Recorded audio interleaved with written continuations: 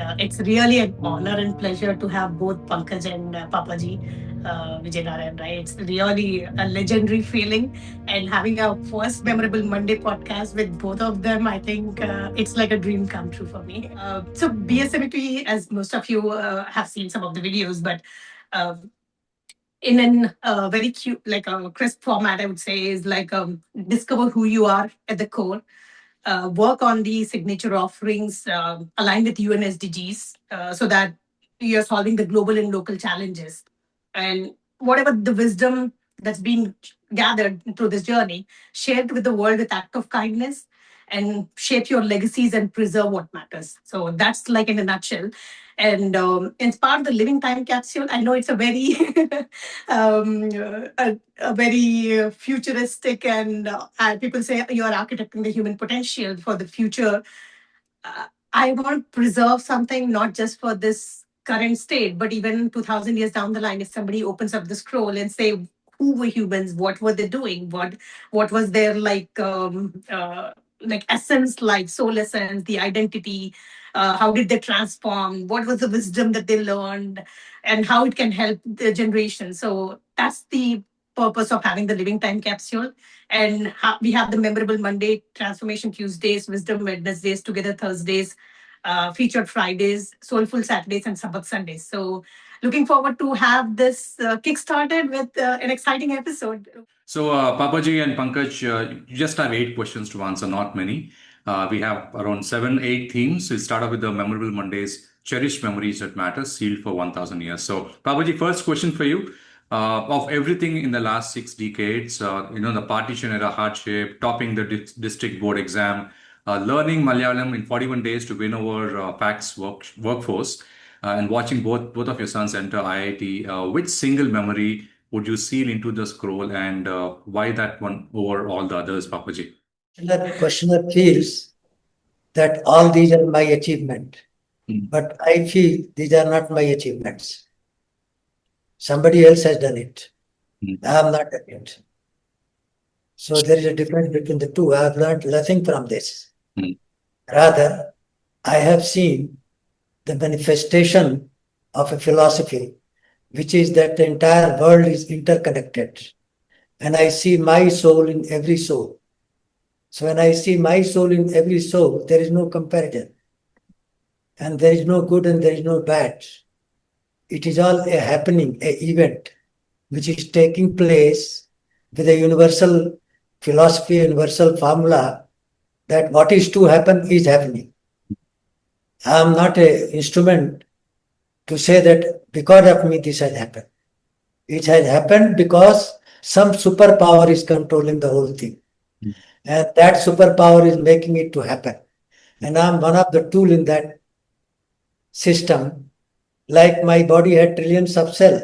If every cell starts saying that I am nurturing the body, he is a foolish. Yeah. Entire cell together is working for self and for others. So, Pankaj, to your questions, across consulting, ICICI, GE Capital, Standard Chartered, Dell, Wells Fargo, and now Aditya Birla, which memory do you return to when you want to feel, proud is not the right word, but proud of the path, and what makes it the one that stayed, Pankaj? I think for many of us, and maybe it was true for Papa, and I see it among many of my friends, this going into IIT has been a big turning point in our lives. And I think what it probably represented for many of us, because it was a very difficult exam and difficult to get into. So many people who qualified for that, I think it probably did two things. One, of course, the external manifestation was that, you are from IIT and you get good opportunities. I think it also gave a lot of self-confidence to the people who made it, that, we can do big things. Because before that, I think everyone was doing what they were doing. Maybe they were topping the class or maybe they were going. But I think that brand and that entrance exam, in my opinion, for probably most of the IIT people that I know, transformed them internally into greater self-belief.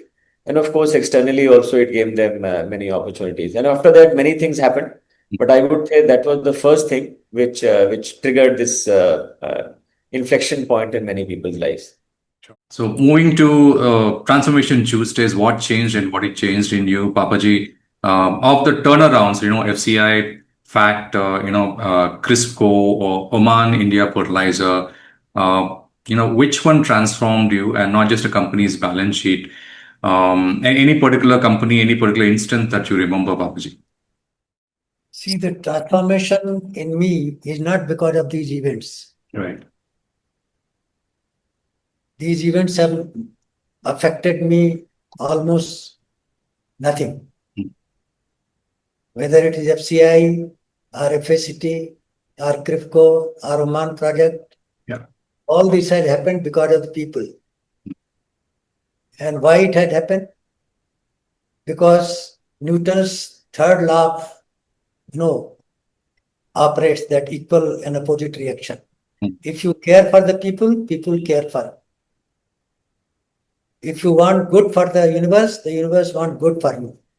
So, Pankaj, coming back to you, you moved from management consulting to credit underwriting to Six Sigma to strategy to building analytics functions from scratch. What's the internal transformation behind that arc, the shift in how you think, not just what you did, Pankaj? I think the changes that were happening, they were probably happening for some tactical reason. That I was in a company doing something, maybe not enjoying as much, and some friend of mine said that, why don't you look at a different opportunity? At that point in time, intuitively, it appeared that the next one is better. So I think, as you know, all my job changes happened because some friend of mine usually was there in the next company who advised that, looks like whatever I have here in my company is better for you and you come over. So I think therefore the changes were very tactical. I would say they weren't like very well planned or thought through. I would not have known in advance what I would do next.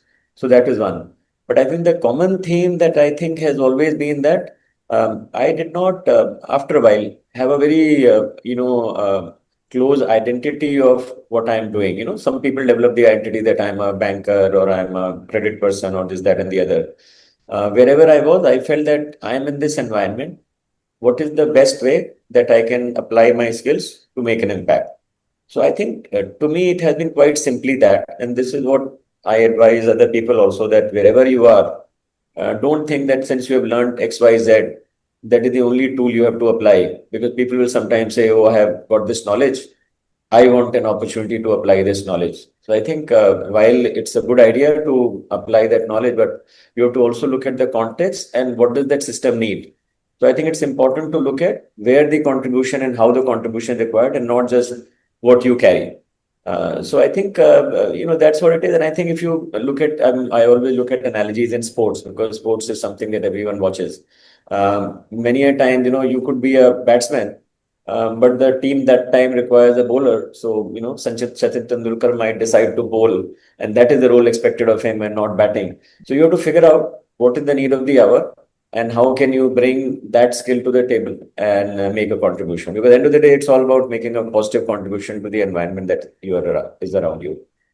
Thank you. So coming to Wisdom Wednesdays, the winning wisdom and knowledge that compounds. Papaji, I think you've been giving a lot of wisdom now. So again, another question for you. You spent decades teaching business ethics and Indian philosophy after a career of hard turnarounds. And if you had to hand down not just one piece of wisdom, but whatever wisdom you actually want to share with us, because you lived through the FCA and FACT years, what would that wisdom be, Papaji? See, all these 20 years, what I have been teaching is Vedanta. The greatest philosopher of German philosopher Aishnav said, when he read the Upanishad, Brihadya Upanishad, he says that I can give entire my work for three sentences written in that Upanishad. Those three sentences are so powerful that I can sacrifice all my work. What are those? One, Asato Ma Sadgamaya. Take me from Asat to Sat. First sentence. So be with the truth. Be with the Satya. First philosophy. Second is Tamaso Ma Jyotirgamaya. From darkness to light. Indicative of knowledge. If you have no knowledge, you cannot progress. You should have both knowledge. Knowledge of the padarth, matter, and knowledge of the spirit. Both are needed. Then only you can progress. And the third is Mrityorma Amritam Brahmaya. To get rid of this birth and death cycle. Third sentence. So, Pankaj, the question to you is what's a piece of your father's wisdom you didn't fully understand until you were leading people yourself? So to some extent, I was also initially living with my grandfather and my father both together, and then later just my father. And he was also similar, although he was not as well read as my father. But I think his ideas and the way he operated was also similar to my father, that help the people and not worry about yourself, not worry about the powers that be who are trying to sometimes do things which is not for the benefit of the larger number of people. So I think in some ways I have lived in that environment from a very young age without knowing what that environment was, but just seeing what they did. So I would say that I don't think I was learning any teaching in the way it is being articulated right now. I was just seeing it in action. So to some extent, I think many a time that's what happens, that if you are in some environment, wherever you are, you don't know what is the philosophy behind that environment, but you see the actions. So many a time we are just copying the action because that's how it is. I think that if you look at a small child also, they are just copying action. They don't know the philosophy behind that action. I think the philosophy becomes clear later on when you reflect and try to put words around it. But initially, it's just action based on the environment. So I think intuitively, I was doing many of the things that Papa said, that I don't think I had the words that he just said in my mind when I was doing things.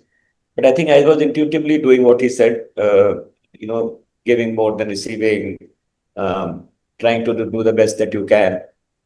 So I think many of those things just were part of me and were being done. Now maybe some of these frameworks can be applied in retrospect, but it wasn't as if I knew the shlokas in the Bhagavad Gita and I said I need to follow it. These are much later, I think, understanding or interpretation. In fact, I was told by someone that for the small children, they teach them the Vedas before the age of 8 or 10, at which point in time they have no idea what those things mean. But the idea is you plant the seed there, and later on it will start making sense. So many a time this rote memory, which is being said is not good. Maybe in some area that rote memory is not a bad idea, because I would even say that some of the stories that we learned at a young age, whether the scriptures or even Mahabharata or through a Manchitra Katha, at those times there were stories, but at later age those stories message also became clear. So earlier we would just know the story as a story. But now when you look back, many a times I'm giving the analogy to say, oh, you are doing what Yudhishthir said, Ashwasthama mar gaya. And so then the story makes sense that you are really hiding the truth partly to make a point for your own self and things like that. So I think all these stories had a message. At that time, we didn't know what those messages meant for our real life. So I think as we get more life experiences, many of those stories start to connect. And that's what I have seen, that many of these shlokas that Papa said, or many of the stories, they start connecting when you live through life experiences. So there are many instances over the years where you say, oh, so this is what they probably meant. I just did this, or I just thought that. So that's how I look at it. That there are many things that I would say I connected later on, did not know earlier on. Coming to the next one, Papaji, I think you're treating the entire, company and the employees together as family. But coming to your own family, you raised your own sons in small Barsati in Delhi while running some of India's largest institutions, and both of the sons entered IIT. What did family coming together actually look like in your house during the hardest professional years? I've not narrated the entire story to you. Sure. It was the year 1986, the landmark in my life. On one side, I returned from England after 4 months without job in the office as a chief in India. I was living in a Versati to save money to provide for education of my children. By that time, my wife and my son Pankaj both were suffering from migraine, serious migraine problem. For 4 or 5 days, they were on the bed. And my wife also had eczema. The hand, the leg, everywhere bleeding. She was bedridden. And children were in 11th and 9th class. And I was also doing my MBA part-time. So 3 students, nobody to cook food. We ourselves tried to cook the food. We were very bad in making chapati, myself and Pankaj. My younger son was very artistic. He made very good chapati. We made chapati, we cooked chapati, we fed ourselves, fed wife also. 1 year passed. We were not broken. But suddenly something happened.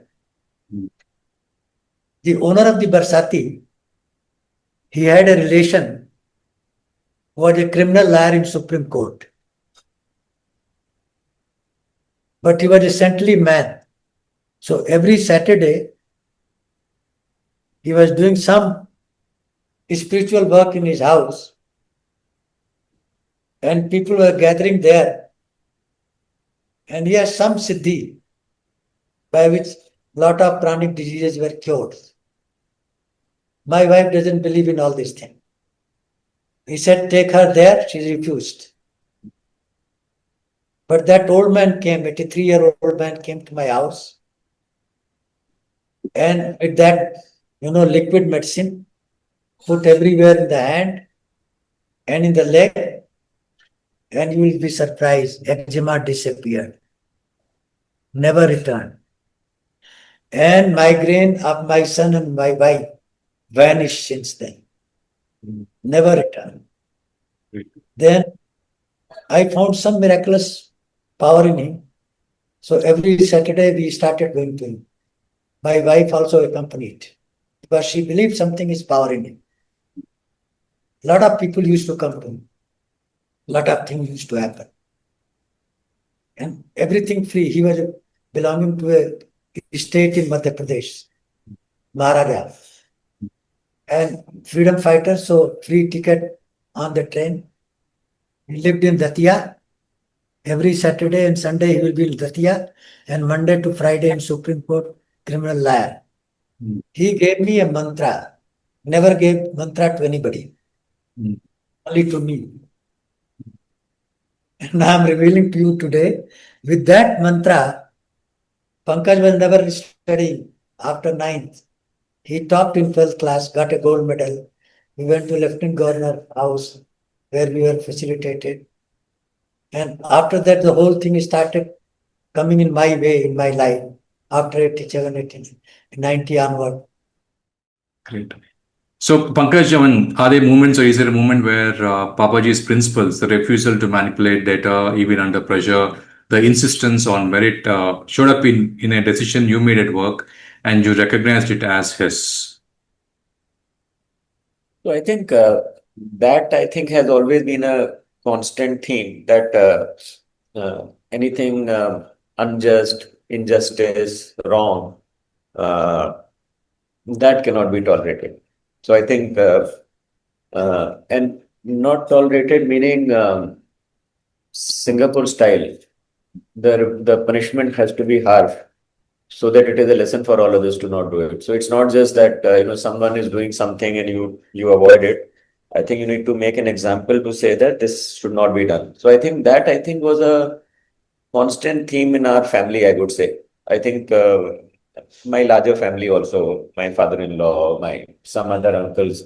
So that I would say I've grown up seeing it. Papa, of course, was a role model, but around. So I didn't know anything differently. So I was always in that mode that you have to do the right thing. and wrongdoers need to be punished, not for their personal reason, but to make an example, to make sure that no one else also tries to do some of those things. That's the reason, that's the way you can create the right culture around it. And almost the last theme now, Focus Friday is what kept you anchored. So, Papaji, once I think you refused to falsify worker incentive data and paid for it with punitive transfers and delayed promotions. I know the answer, but I still want it from you. What kept your focus steady in that moment when the easier path was right there? You see, this is all great design. It is not I did something on my own. Somebody inside forced me to do it. That inside was telling that some other door may be open for you. Don't bother. Because everything is passing. Nothing is permanent. So this will also pass. And something will come which is for your benefit. Okay, Pankaj. I think you work 6 very different industries, requiring different skill sets like consulting, credit, Six Sigma, strategy, analytics. Was the thread, if you may, kept you focused as everything else around changed, Pankaj? I think it's the same thing that, wherever you are, what is the best I can do? And not to say what is the job that I was hired for. And that was also intuitive. And if you think about it, many of these things that I am saying, they are actually quite commonsensical. You show up somewhere in a situation, you try to do the best you can, whatever is required there. You're not thinking of your identity, of what your profession is, all of that. So I always say that we should just remove some of the constraints of corporate life that have been imposed on us through various teaching. If we just apply common sense that, if you are in a society or a family, something is broken, you can help, you will go do it. Something else you can contribute, you will go do it. So you are not thinking what skills do I have, you are looking at the task at hand and try to do the best you can. So my view is that somehow corporate life has created its own dictionary and taxonomy of an org design, a job description, task to be done.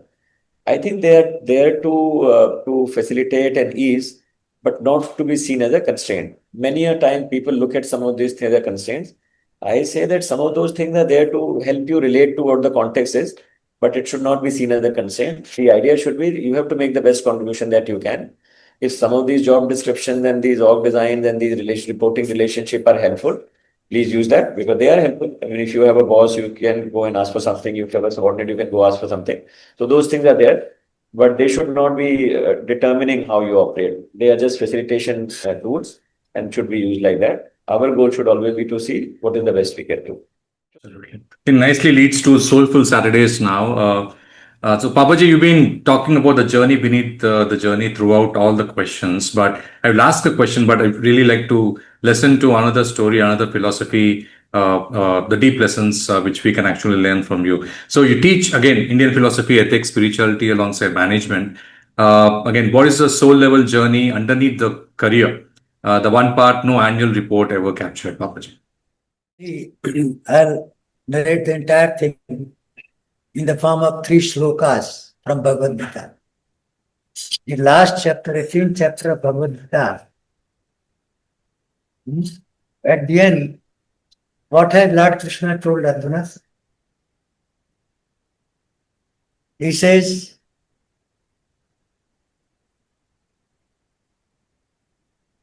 Sarva dharman parityajya mamekam sharanam praja. Amtva sarva papyabho mokshayishami masata. This is the last sloka. He summarizes the entire thing that you surrender to the Almighty.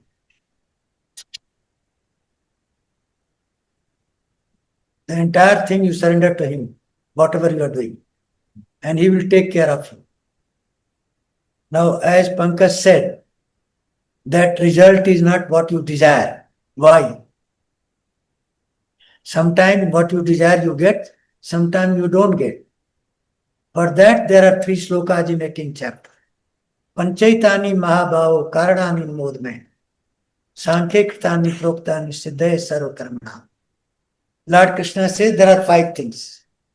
Panchaitani, karanani. There are 5 causes. Panchaitani karanani. Siddhe Sarva Karma. For the success of any work, there are these 5 factors, which are there. Adhishthanam tatha karta karanam cha prathak vidhan. Vividha cha prathak cheshta. Daivam chaivatra pancham. These are 5 things. Pankaj, coming to you, just a couple of questions. Beyond the titles and the PNL, what's a quite a soul-level thread running through your own journey? I don't know if there is anything more than what I just said, that wherever you are, can you make a positive contribution? So bias for action and making a contribution in the best way you can is the common thread, I would say, in whichever situation I am in. So coming to the last question, in Sabbath Sundays, what you want to celebrate. So Papaji, looking back over your almost 60 years of work and decades more of teaching, what do you most want to celebrate about the life you built? Celebrate. What is there to celebrate? There is nothing there to celebrate. Celebration against is out of desire. And I told you that don't have desire, don't have kamna. Have only calm. Work. No result. No result to celebrate, because the result is decided by Almighty, not by me or my karma. Whatever I deserve, I got it. Pankaj, out of your entire life, I want to know what is it that you celebrate, because I heard a different thing from you when you said that present is a gift and you celebrate everything, right? So there are 2 ways to look at it. So what would be your perspective for the Sabbath Sundays and entire Monday to Sunday, if we have to look at it? Memorable Mondays to Transformation Tuesdays to Wisdom Wednesdays to Together Thursdays and Focus Fridays, Soulful Sundays and Celebration Sundays. So what would be your one message? I think to me, celebration, like Papa said, that at a personal level, it's not relevant, because in this context, celebration is really not there. But I think celebrations are important for the larger group. So in my team or in whichever group I am, we create occasions that we can celebrate. So let's say we go run a marathon and someone wins a medal, then you celebrate that, because that's the way to get together. So I think the celebration depends people coming together and forming more deeper relationships. Recently, there was a birthday of mine, and then people got together and said, let's celebrate. So I think celebration represents an opportunity to bring people together so that they can form more deeper relationships. They can understand each other and later on help each other. So I think to me, celebration is not an event which is really celebrating some activity, but really an opportunity which brings people together, which can actually create happiness later on.